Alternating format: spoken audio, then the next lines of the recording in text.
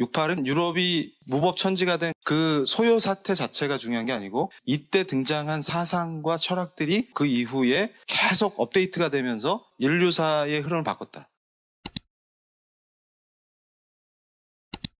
근데 거기서 내가 주목하는 건 뭐냐면 자유엔 타협이 없던 나라들이 자유를 억압하는 법을 용인하기 시작했다. 그런데 그 이유가 있습니다. 뭐냐면 여기서 법을 통한 기독교 탄압, 이게 뭐냐면 세계적 흐름 속에서 신좌파가 추구하는 거는 프로테스탄티즘의 해체예요.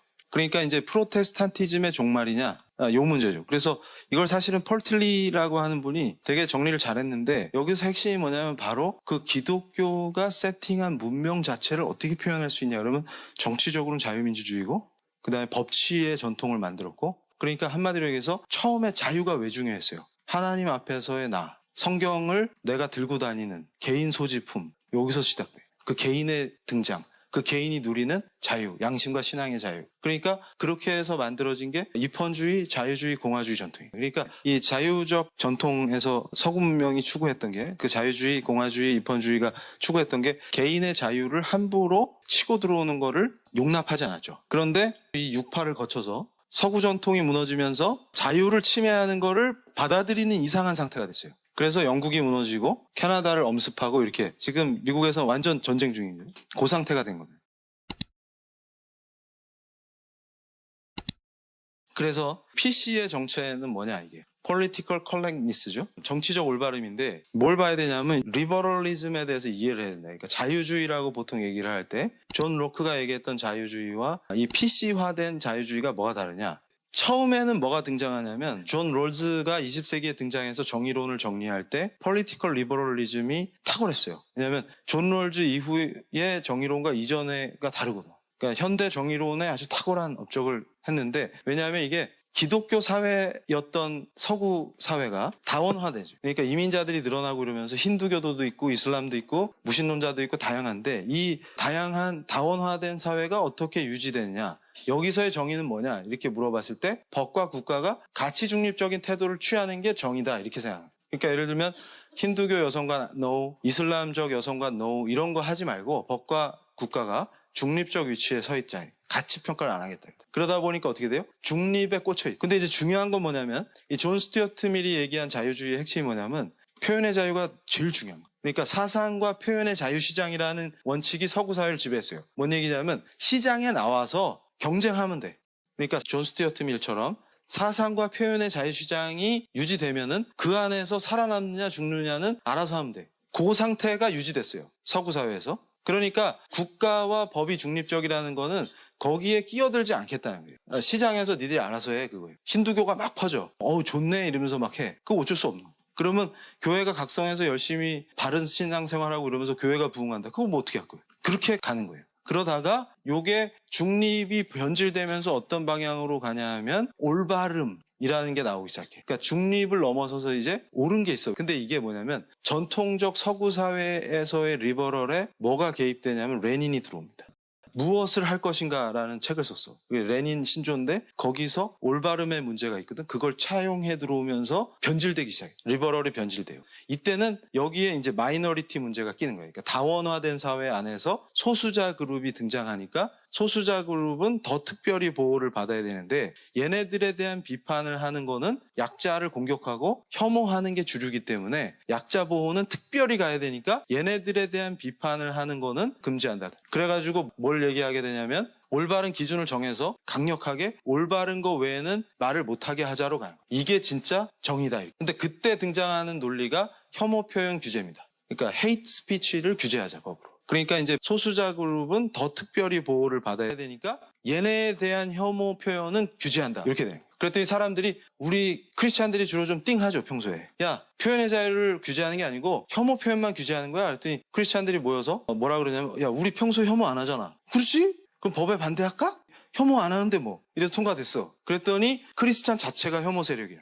이해가 되세요? 레위기를 읽어야 되잖아. 그럼 혐오야 그게. 동성애자 혐오한 거야. 헐. 창조 질서가 있는데 그 혐오야. 왜냐면 제3의 성을 인정 안 하잖아 우리는. 다 혐오야. 그리고 이슬람 테러리즘, 그러면 이슬라믹 테러리즘이라는 말 쓴 게 벌써 수식어가 혐오야. 그럼 어쩌라는 건데.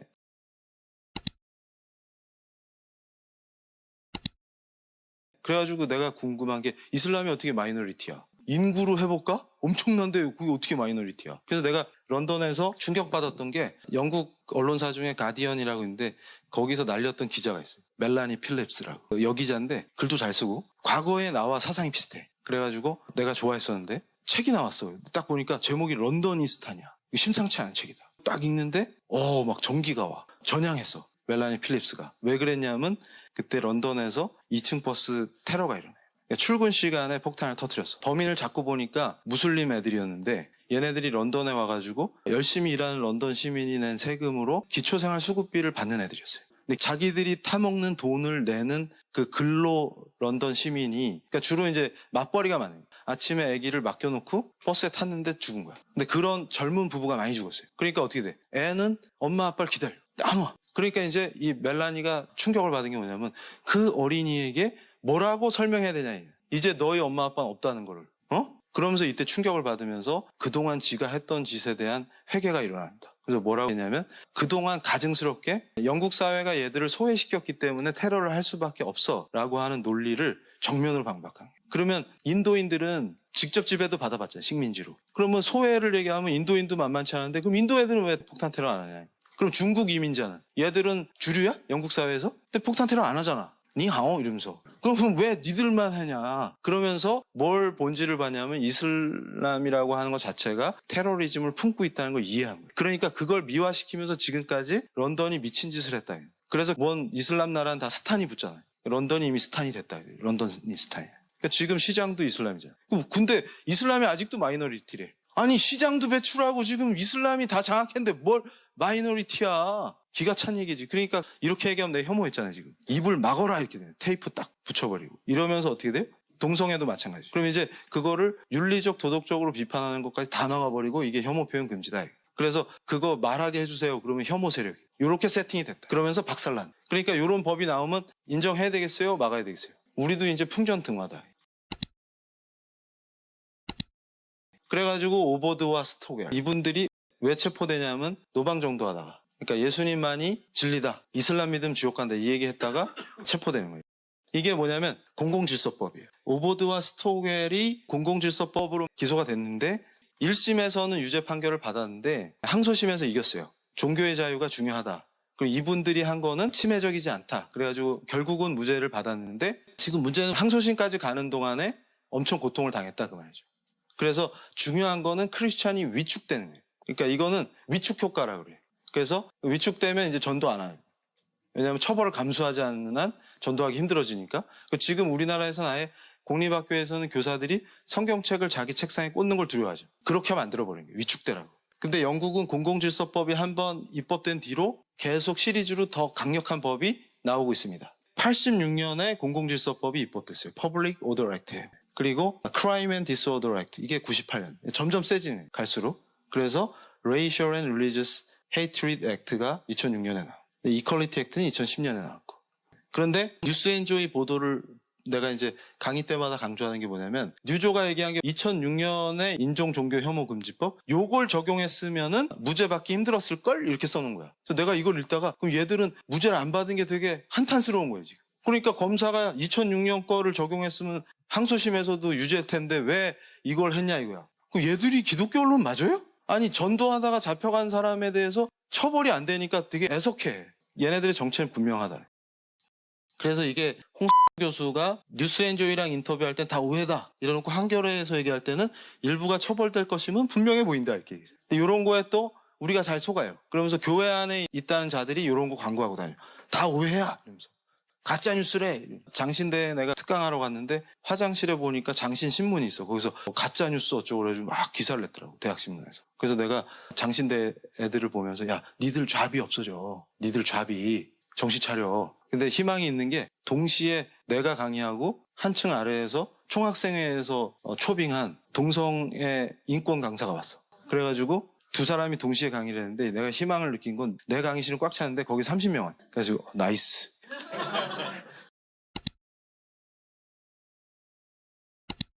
지난 시간에도 내가 자유지상주의 얘기했었죠. 정의 얘기하면서 리버테리언들이 생각하는 자유는 타인에게 해만 끼치지 않으면 다 자유인 거야. 동성애를 하든 뭘 하든 그러니까 그게 마치 보수인 것처럼 떠드는 건 매우 위험한 방식입니다. 그러니까 우리가 보통 컨서버티즘이라고 할 때는 가치를 지키는 거예요.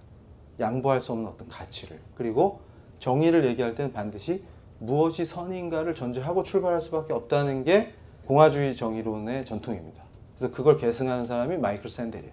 그래서 나나 샌델은 뭐라 그러냐면 힌두교의 여성과는 극복 대상입니다. 법이 극복해야 돼요. 왜냐하면 남녀 평등이 안 돼. 이퀄리티가 될 수가 없어요. 그리고 이슬람이 갖고 있는 여성과는 관습적으로도 철저히 법이 해결해야 될 문제지 용인할 수 있는 문제가 아니에요.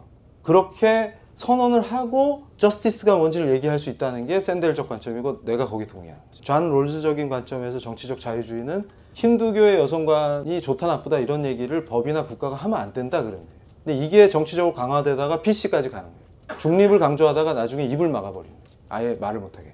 이제 좀 이해가 되죠. 그래서 샌델이 대놓고 동성애 반대한다 이런 말을 안 하는데 지혜롭게 뭐라고 표현했냐면 혐오 표현 규제를 해서 자유를 제한하려고 들지 말고 니들도 공론의 장에 나와라 이렇게 얘기합니다. 예를 들면 이성 간에 유지되고 있는 결혼 제도에 비례해서 동성 간도 그런 신성한 결혼을 할 수 있다는 걸 니들이 입증 책임을 갖고 논쟁에 참여를 해야지 법 뒤에 숨어서 동성애를 비판하는 걸 법으로 제한하는 방식으로 가려고 그러면 오히려 너희들이 사회로부터 격리된다 이렇게 얘기해요. 그래서 내가 샌델을 응용해갖고 예전에 국회에서 발표한 게 그거예요. 그러니까 왜 혐오 표현 규제가 자유를 침해하고 동성애자들을 오히려 사회로부터 분리시키는가. 샌델의 이론을 활용해갖고 한국적으로 적용한 거예요. 그래가지고 제가 몇몇 장로님들한테 마이클 샌델이 한국에서 동성애 막는 헌법 이론을 구성할 때 탁월하게 응용될 수 있습니다 이렇게 말씀을 드렸거든요. 그랬더니 장로님들이 샌델은 공동체주의 그 좌파 아니야? 이렇게 된 거예요. 한국에서 누가 샌델은 공동체주의래 이렇게 한번 퍼뜨린 뒤에 갑자기 샌델이 좌파가 됐어. 공동체주의라는 건 뭐냐면 다수가 정의가 되는 거예요. 커뮤니테리아니즘이지. 커뮤니즘하고도 다른 거예요. 그러면서 뭘 얘기하냐면 샌델이 자유를 공격한다 이런 말 하는 거야. 샌델이 공격한 게 political liberalism이지. 자유를 공격한 적이 없어요 샌델이. 그래서 제가 헐. 우리가 이제 가야 되는 게 뭐냐? 그럼 이미 답이 나왔어. 뭐냐면 자유권 투쟁이래. 그래서 또 어떤 분이 칼바르트 정치신학 전공한 분이래. 나랑 토론을 했대. 특별히 나 때문에 모셨대. 그래가지고 이제 토론을 하는데 이 양반이 막 흥분해가지고 내가 주로 가타리나 이런 걸 소개할 때 가타리를 번역해서 한국에 소개하는 사람들 거에 포커스를 맞췄다 이게. 가타리 자체를 인용하지 않고. 그래서 내가 그게 뭐가 문제인데? 그때 이분이 흥분했어. 문제지. 응? 왜 한국 사람이 이해한 가타리를 자꾸 인용해? 그래서 제가 그랬습니다. 당신 칼바르트 전공했지? 그러면 박순경 교수라는 사람이 칼바르트 전공자인데 통일신학이라는 걸 만들었어요. 기도 안 차. 이석기가 막 존경하는 교수님이라고. 6.25는 북침이다. 강정구 교수. 국가보안법 위반. 교수님처럼 살고 싶어요. 뭐 이런 분이거든. 근데 이화여대 원로세요. 근데 무사히 퇴임하신 것도 내가 볼 때 미스테리인데 그분이 주장하는 게 뭐냐면 기독교는 반드시 주체사상과 대화해야 된다. 근데 자세히 읽어보면 대화해야 된다가 아니라 그게 그거다 그 뜻이야. 그리고 김일성교가 기독교인 거야. 근데 그거를 풀어놨어. 그래서 헐 이랬는데 그래서 내가 그랬어요. 바르트가 위험합니까? 박순경이 위험합니까? 그랬더니 얘기를 못해. 그러니까 중요한 건 뭐냐면 그 구조에서 박순경도 안 잡혀가고 책을 낼 수 있어야 된다 이렇게 얘기한 거야. 그러면 역시 이 교수 일루미나티와 북스파이가 맞았어요. 내 얘기는 뭐냐면 자유권을 수호하면 우리 입을 못 막으면 결국 우리가 이긴다. 그러니까 지금 미국에서의 반전도 뭡니까? 혐오 표현을 규제하자 하고 쌩 난리를 쳐요. 그 유명한 교수 있어. 제레미 월드론이라고. 그 혐오 표현 규제를 영국처럼 미국에도 도입하려고 열심히 뛰고 그걸 번역해서 소개한 사람이 홍 교수야. 그래서 미국도 지금 혐오 표현 규제를 법제화하려고 난리를 치는데 안 먹혀요. 왜냐하면 미국은 자유의 나라예요. 그러니까 혐오 표현 규제는 용납할 수 없다는 거예요. 그러니까 어떻게 돼요? 주별로 차별금지 같은 거 주법으로 만들거나 이래서 크리스찬들을 억압해도 전체 미 연방이 헌법을 바꾼 적이 없거든. 표현의 자유는 보장한다. 혐오 표현 웃기고 있네. 이렇게 되니까 어떻게 돼요? 크리스찬들의 반전이 가능해져요. 왜냐하면 자꾸 외칠 수 있거든. 그리고 성경 금지하지 마. 이렇게 갈 수 있다. 성경적 가치가 최고야. 예수님만 진리다. 이런 얘기 할 수 있다. 그럼 어떻게 돼요? 우리가 이긴다. 역전이 가능하다. 근데 이걸 뺏기는 순간 역전이 안 돼요. 그러니까 우리는 바보짓 하지 말고 뭘 지켜야 돼? 자유를 지켜야 돼. 그러니까 헌법이 보장한 종교의 자유, 표현의 자유를 지키면 돼. 왜냐하면 종교의 자유에는 선교의 자유가 포함돼요. 선교의 자유에는 타 종교를 마음껏 비판할 수 있는 자유가 포함됩니다. 그러니까 다 비판할 수 있는 거야. 그러니까 뭘 지켜야 된다고? 자유를 지켜야 된다. 자유민주주의의 가치라는 건 어떻게 보존돼? 본질이 룰 오브 로가 깔려야 돼. 그러니까 헌법이 우리 개인의 표현의 자유와 종교의 자유를 철저하게 보장할 때 우리 크리스찬이 2등 시민으로 전락하지 않는다. 그러니까 기독교 박해 시대에 기독교 국가였던 서구 국가의 특징이 뭐냐면 크리스찬을 2등 국민으로 추락시키고 무신론과 유물론이 진리화되는 그런 구조로 가고 있다. 그래서 미국이 힘겹게 싸우고 있다. 거기까지 이해하면 돼요. 그래서 우리는 자유민주주의 체제를 수호해야 되는데 그 기반에는 법치가 있다. 그걸 잘 지켜내려면 자유주의, 공화주의, 이펀주의가 뭔지를 이해하고 이게 하나로 탑재되는 구조를 자유민주주의라고 부른다는 걸 이해해야 됩니다. 그 안에서 우리가 그 가치를 이해하고 그 제도적 장점을 이해할 때 가능해집니다. 모든 것이. 그래서 간혹 어떤 사람들은 갑자기 사람 하나 잘 뽑으면 잘 되겠지 이런 허무맹랑한 생각을 하는데 사람이 좋은 애가 등장해도 시스템이 작동이 안 되면 의미가 없어지고 거꾸로 제가 뭐라 그랬어요? 정치적 인격성이 이승만처럼 제도 전체랑 맞먹는 분이 카리스마 있게 통치한 게 민도가 낮으니까 우리 초기 버전이 가능했다는 박정희 같은 리더가 확 억누르고 이끄니까 오히려 신속하게 발전할 수 있었다는 거지. 근데 이게 더 이상 불가능한 상태에서는 어떻게 되냐면 성숙한 시민사회가 만들어져서 정당 정치가 정상적으로 작동해야 돼요. 그러니까 무슨 얘기냐면 정당한테만 맡겨놓으면 안 된다. 그러니까 시민사회가 깊어지고 수준이 높아지니까 정당이 압박되고 정당이 엉뚱한 짓 했다가는 생존이 안 된다는 걸 깨닫게 된 거예요. 그래서 대처 같은 사람이 나와서 장기 집권을 할 수 있었던 거예요. 영국의 시민사회가 튼튼해지니까. 레이건을 어떻게 뽑아요? 아무리 레이건이 소통을 잘해도 지금 우리 수준 같으면 레이건 같은 대통령을 가질 수가 없어요. 내가 얘기하는 게 뭐냐면 지금 우리 수준에는 문재인이 딱이다.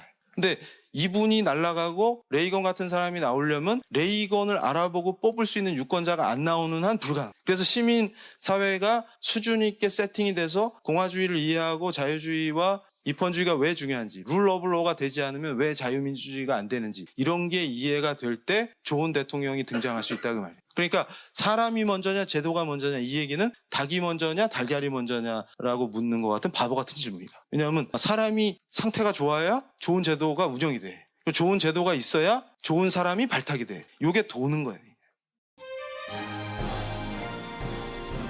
성경적 세계관 교육 PLI